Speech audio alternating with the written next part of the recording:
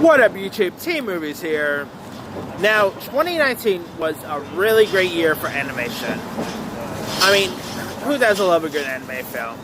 You know, I mean, no matter how old you are, you can really still get into anime films. And 2019 really showcased some great animation.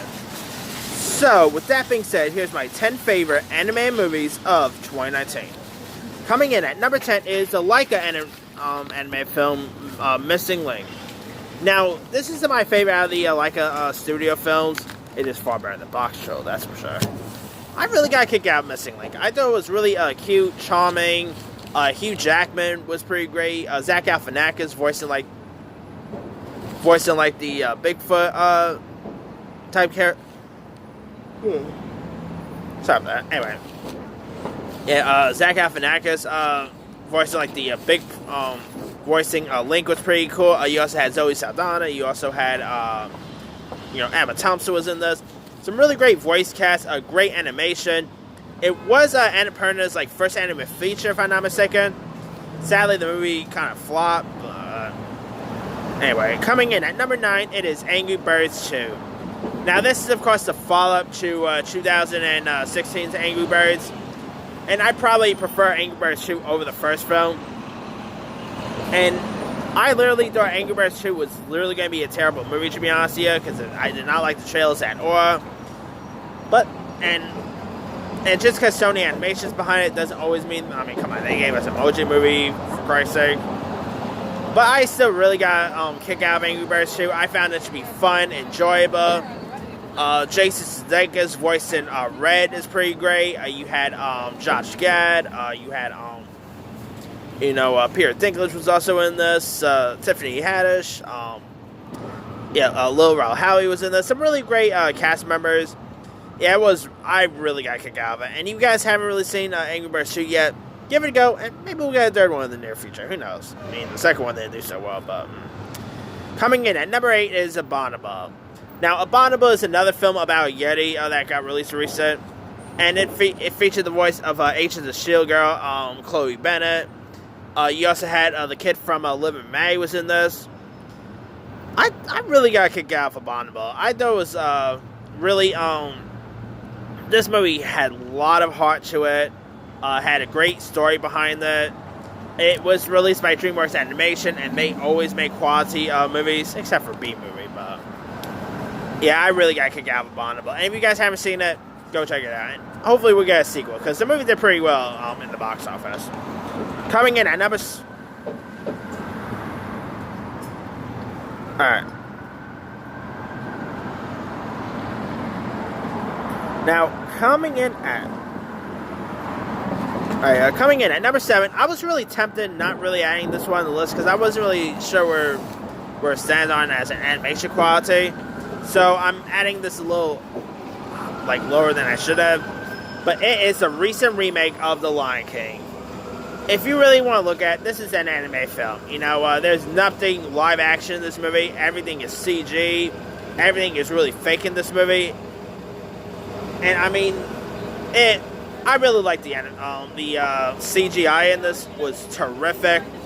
I just really, I love this movie a lot. I know I'm in the minority, and lots of people are really trash on this film when it got released. But I thought the recent Lion King remake, while not as good as the 1990s one, obviously, I still found it to be enjoyable. I really like the music involved. Great voices. I mean, you had Donna Glover, you had Seth Rogen, Billy Eichner, Beyonce.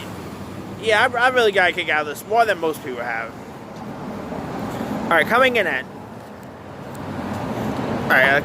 number 6 is going to be The Secret Life of Pets 2. Now, the follow-up to 2016 Secret Life of Pets, you had Patton Oswalt replacing Louis C.K. You had Kevin Hart, the aforementioned Tiffany Haddish. You had Harrison Ford. Really great voice cast. It was released by Illumination, I really love Illumination's work. Really like the storyline here. I mean, I found this to be, really, I found it to be I probably even prefer over the first sequel, Life of Pets. I really thought it was that good of a film. And hopefully we get a part 3 down the line, because the film did pretty well than I expected. So maybe we'll get another sequel, Life of Pets, who knows. But yeah, the second one, I'm going to say, was pretty decent. Alright, coming in at number 5, it is The Addams Family. Now, The Addams Family, of course, a retelling of the classic Charles Addams, comic strip. Of course, based on the animated stuff. Of course, we had the live action one.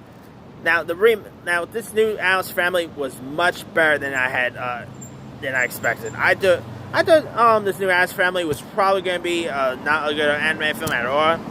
But I went into it really enjoying it, really liking the the characters. I mean, great voices. You had Charlize Theron, Oscar Isaac, Chloe Moretz, Nick Kroll, Finn Wolfhard. Really great voice cast here. It was really creepier than you expected. I mean, it felt like a Tim Burton film at times. Yeah, I really enjoyed this Addams Family film, and cannot wait to check out the sequel, because we're getting a sequel in 2 more years. So. Alright. Okay, coming in at number 4, it is How to Train Your Dragon: The Hidden World. Now, this is, of course, the third installment of the How to Train Your Dragon franchise. Of course, you got, you had the voice talents of Jay Baruchel as Hiccup. Of course, you had other voices like Kate Blanchett, you had America Ferrera, you had Gerard Butler, John Monhansoon, Kit Harington. Great voices. This was a really nice final chapter of the Dragon franchise. They really ended the chapter just perfectly, and obviously we're probably not going to get another one, but the movie did really well. But yeah, I really got a kick out of How to Train Your Dragon: The Hidden World, and yeah, if you guys haven't really seen it, definitely go check it out. It's probably the best out of the How to Train Your Dragon franchise, and it's amazing. Alright, coming in at number 3, it is the Lego Movie 2, the second part. While not as good as the first Lego movie, I really enjoyed the sequel. I mean, it of course has that song, that Stuck Inside Your Head song, which, they're not kidding, that song was literally stuck inside my head. I mean, yeah, but, I really enjoyed Lego Movie 2. It was really, like, Chris Pratt returning as a voice of Emmett was pretty good. You also had other voices like, Elizabeth Banks. You also had you had Tiffany Haddish was also in this. What? Tiffany Haddish was in, like, 3 animated films this year. It's kind of something how the best movies that Tiffany Haddish did this year are actually animated, and her worst movie is live action, which was The Kitchen. So, anyway. And Tiffany Haddish stole lots of scenes in this too. I really like the Tiffany Haddish voice work. And this thing also has some really high profile, great music. I mean, a lot of them won't be as memorable as that Everything Is Awesome song, but I really still enjoy the tunes in this. Yeah. And hopefully we'll get another, like, I know it was just announced that Universal just ended up acquiring the rights for Lego, so maybe we'll get another one. Sadly, I'm probably sure we're maybe not going to see another one with Emmett or, but we'll see. Alright, coming in at number 2, it is Frozen 2. Now, I really prefer this over the first Frozen. I thought it was really fun. It was cute, charming, great music. I mean, you had the song Into the Unknown was in, really great song right there.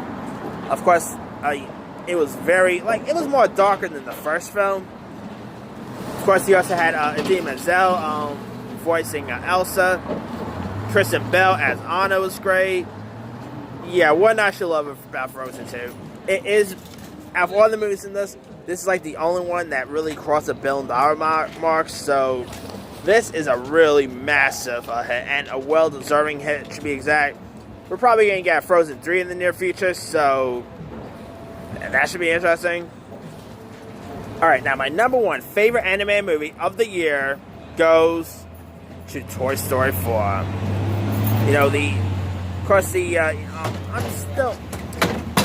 This might actually end up being the final installment, who knows, but If it is, it was a yeah, it was definitely a final chapter. Of course, you had some really cool new additions like Nick Kroll's Forky. Of course, you had Keegan-Michael Key and Jordan Peele was in this. I mean, it's pretty cool that they made Bo Peep into like an action hero this time around. And of course, Andy Potts voiced Bo Peep. Of course, you had it was pretty much the final chapter of Woody and all that. And it was pretty cool to see Buzz in this. I mean, what not to love about Toy Story 4? You know, it's probably not as great as like the other Toy Story movies, but it's definitely an amazing one. And maybe. And I don't know, maybe we'll see a Toy Story 5 in the future. That's always a possibility, but yeah, Toy Story 4 was hands down really awesome. Alright, that's pretty much it. Let me do the quick rundown. 10, Missing Link. 9, Angry Birds 2. 8, Abominable. 7, Lion King. 6, How to Train Your Dragon, The Hidden World. Oh wait, no, 6, Secret Life of Pets. I meant to say, sorry. 5, The Addams Family. 4, How to Train Your Dragon, The Hidden World. 3, The Lego Movie 2. 2, Frozen 2. And 1, Toy Story 4.